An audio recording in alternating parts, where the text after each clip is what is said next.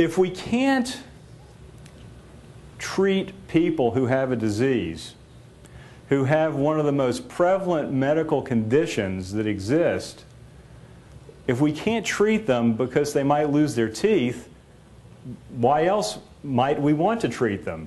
Maybe we can help them in their overall well-being. Maybe we can help them with preventing them from getting heart disease. So I got to say, I found this. Cardiodontics. I thought it was incredibly unique. I got to say, I found this particular slide. I thought it was cute. But really, it's kind of apropos because,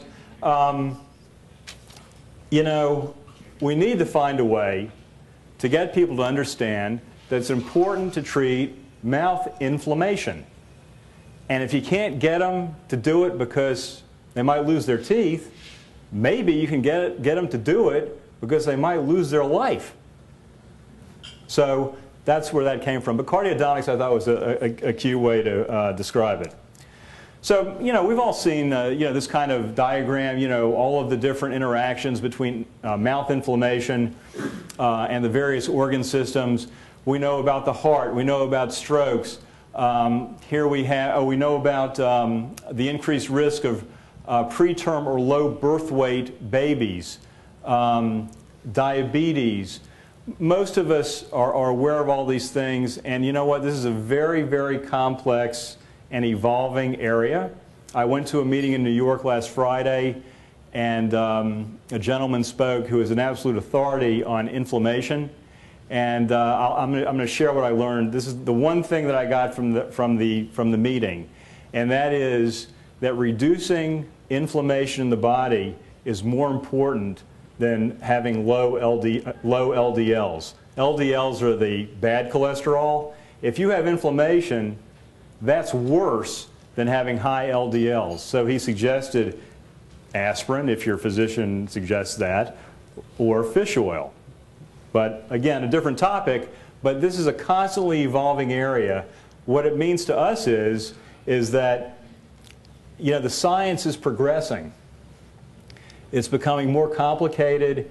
The physicians are acknowledging the relationship between inflammation and a patient's general well-being, and it's incumbent upon all of us to convey to the patient that, you know, not that necessarily they're missing the distobuccal of 18, and there's a little plaque, but what about all of the redness, or, you know, what about the disease that's present in other areas? What can we do about that, and why is it important that we do something about that?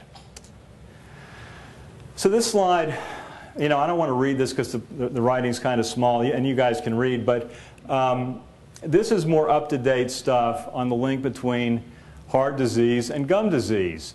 And the fellow who, one fellow who's done a lot of this work is a fellow by the name of Dr. Van Dyke. He's at Boston University. He's where I did my postdoctoral training. And he, as you can see on the second paragraph, the mechanism of the relationship strongly points to inflammation as the culprit in both cardiovascular disease and periodontitis.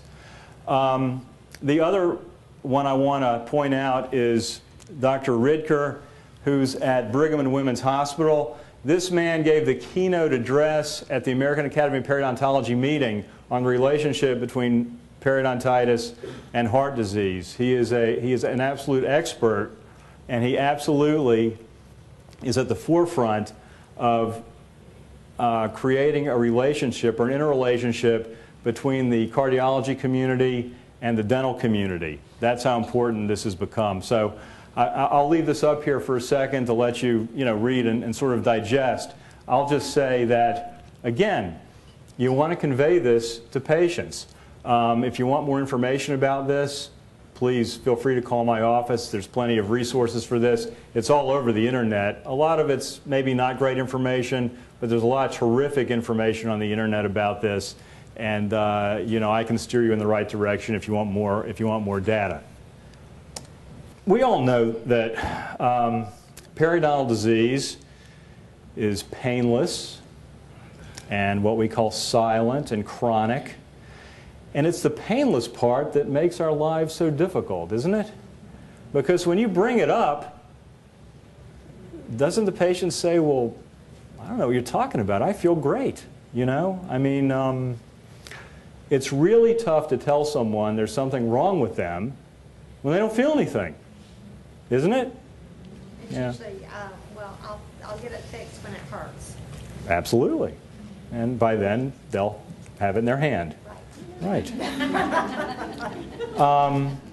If the condition worsens, gums and bone that support the teeth can become seriously damaged and teeth can become loose, fall out, or have to be removed. It is one of the most common medical conditions in the United States, so we know that. And, you know, we get up in the morning, it's kind of routine. You know, I'm going to go to the office, I'm going to do some scaling, I'm going to get rid of some calculus with my Cavitron. You know, great. It's very important. It really is. You're doing the patient a service. You're doing that office a service. You're trying to teach that person how to take care of their mouth. But put it in a different perspective. Put it in a perspective that you're treating one of the most common medical conditions in this country, and the patient sitting in your chair doesn't even know it.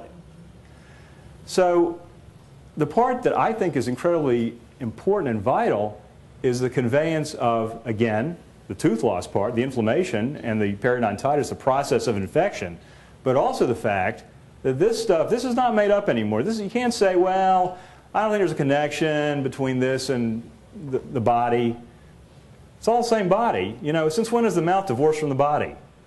You know, dental insurance, medical insurance, you know, the mouth's divorced from the body? I don't think so. And I think it's pretty easy to prove. So, what's flying under the radar? So periodontitis can be managed, as we all know, a few different ways. And much of the time, it's either not managed, or it's managed non-surgically, or it's managed with antibiotics, and maybe a patient will come for recall every 3 months. But that's, of course, only if their insurance pays for it. And I have to say, it's a very difficult thing to tell a patient. They're in your office. They've been seeing Dr. Perlman and Dr. Spencer here for 20 years, and they don't want to leave the office. I understand that. They also don't have any pain. So why am I leaving the office? I want to stay with them. So it's a very tough thing. But of course, what makes it really tough is that if you say, well, I'm going to send you to a periodontist, and then they ask, well, what are they going to do? And say, well, they're going to do surgery. What does that mean? Well, they're going to cut your gums and, you know, it is what it is. So, you know, we all know what it is. So people don't necessarily hug you when you make that recommendation, am I right? So what that leads to is a lot of undiagnosed, misdiagnosed, mismanaged disease, but we're still obligated to offer alternatives, and we have to stay up to date, and we have to be up on the latest science and clinical data, because I think it's up to us to offer the most effective treatment. So maybe we can't always do or continue to do what we've always done. Maybe we have to continue to make recommendations, but maybe we can make different recommendations. So you can decide. Do you want to treat your patient with CLR or LASER?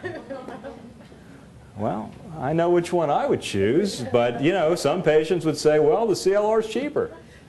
That's up to them.